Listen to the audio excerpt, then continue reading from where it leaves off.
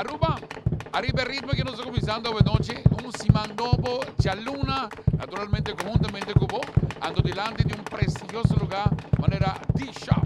Boa noite, Cherry. Como vai, Ruben? Bota Ó, tu na viva. pinha para abrir Simão. Fresco, fresco. Fresco, fresco. Boa noite, Aruba.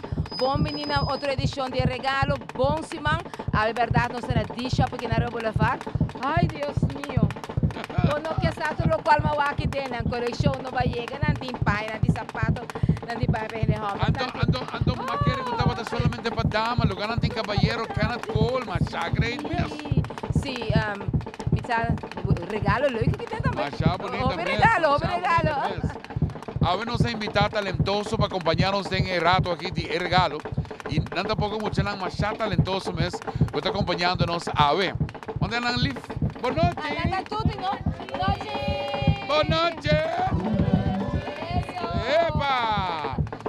Pues ya, kita ba, na bin studio, ando na presentar uma canção nova, Yaku Rotonda, tá assina popular. E bonita rotonda não tá, não? Boa, quanto rotonda tem que lá acaba? Não está assim rotonda trip.